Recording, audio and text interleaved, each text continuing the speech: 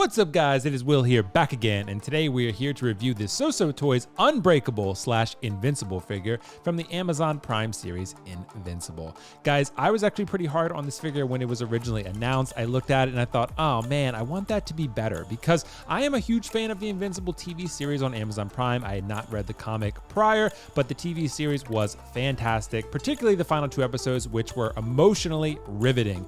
That said, guys, I got this figure in hand, and this is going to be a very surprising review for some. Let's start with the unboxing and get my initial thoughts on this Unbreakable figure by SooSooToys. All right, so packaging, as expected, looks great. Unbreakable, as you can see, 1/6 scale figure. The SooSooToys exclusive sticker in the top left and the SooSooToys logo in the top right. This is actually my first SooSooToys figure, so I've heard that SooSooToys is all the rage, particularly among third party. They've been referred to as the king of third party, maybe even by me, probably even by me. But yeah, we're gonna see if this figure is all SooSoo is cracked up to be. Unbreakable, you can see on the back, gives you the warnings, the typical notices, the thank yous, and so forth. So typical stuff on the back of the box that you can see. The SooSooToys logo at the bottom as well. So nothing abnormal here, but I will say this is a really nice box. I love the packaging included here. Art boxes do matter. Hashtag art boxes matter. So yeah, we got the nice little, you know, what's it called? The J.J. Abrams effect lens flare on the box, which I really, really like. We got Darkseid Invincible here. You can see with the background there. It looks very much like Darkseid Anakin. So we got Darkseid Invincible. So we can see here, looking at the internal packaging, everything came out to me great, no issues whatsoever. Everything is packaged nicely and safely and securely. It does have a very similar vibe to Hot Toys packaging. So probably took note from Hot Toys and they said, you know what, that's a pretty cool design you got there, and we like it and we're gonna use it. So yeah, pretty cool. So first in hand impressions of the figure, let's see. I'm loving it. Right off the bat, guys, I am loving it. This looks great. Really enjoying this Invincible figure. Man, this is great. This is a great start. See the unboxing. Not really loving the seam on the back there with the stitching. However, how often are you really going to pose the figure with the back facing front? So is it the end of the world? Probably not. But I will say the figure feels nice in hand, and the head sculpt looks really good. So I'm impressed so far right off the bat here. I've heard things about swapping out the hands, so I guess we're going to see how that shakes out as we work with this figure. But yeah, normal packaging stuff there, and the base underneath, you can see very LA Lakers like. But the one thing I can already tell, this only has a dynamic flight stand, and that is not my preferred way of posing figures, because that clamp is going to destroy the fabric over time. If as the skin tight fabric suit there, if it were a normal fabric, not something like that, I'd be fine using the waist clamp, but not with something like this. Over time, that is going to degrade your figure and stick to it, even with the foam underneath. So not exactly ideal. You can see the flight pole as we see here. It screws into the base apparently, and has a typical dynamic flight stand included. So not a huge fan of that. I do love the option when companies give you a crotch grabber option as well.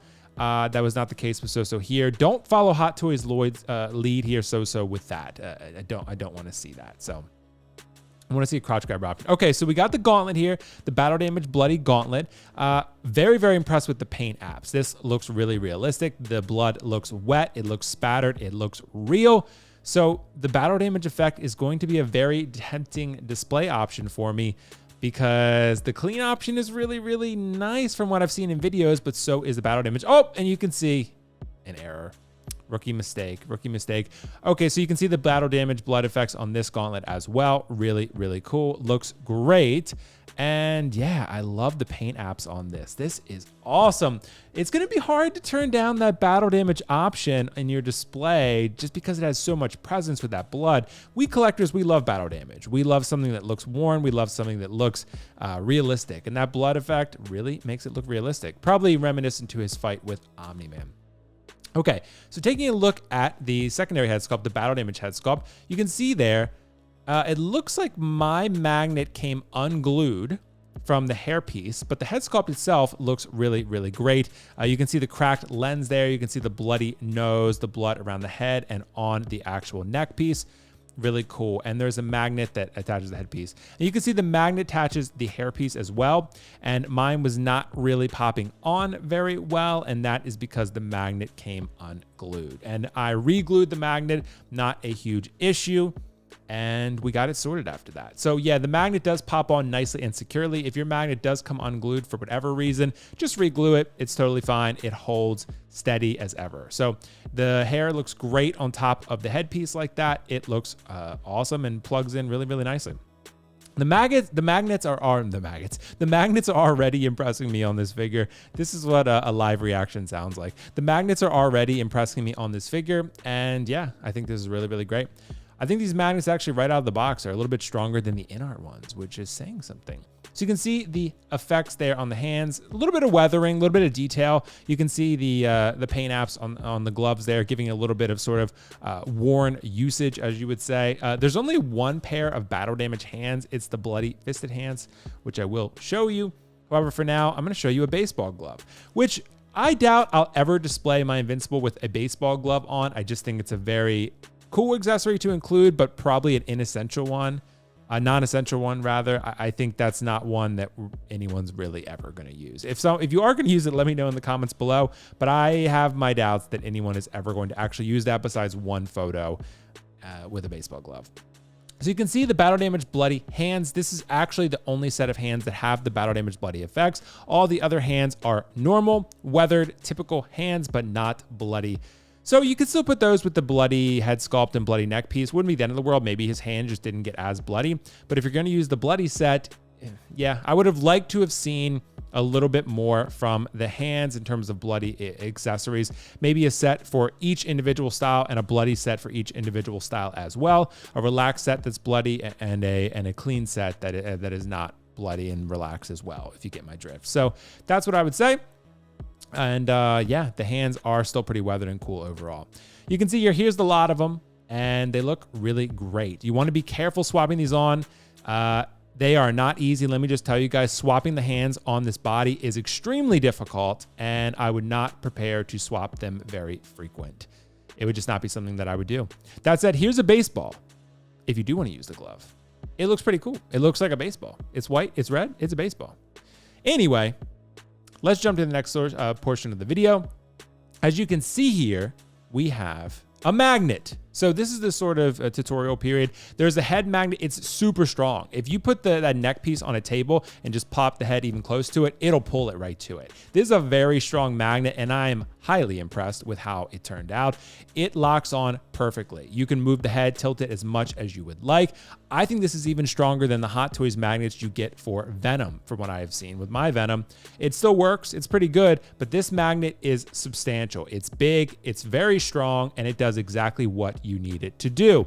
So I really hope that other companies adopt this similar type of magnetic design. I think this is extremely awesome. Just put it bluntly. I think this is a really, really good magnet. It's super strong. It's secure. It does exactly what it should from a magnet. That said, let's take a look a little bit further here at the head sculpt. You can see here with the head sculpt, they pop right on the body very easily, but with the hair, it pops right off. So there's two interchangeable hair parts that you can pop right off. And there's a magnet in the head there and a magnet in the hair piece, right?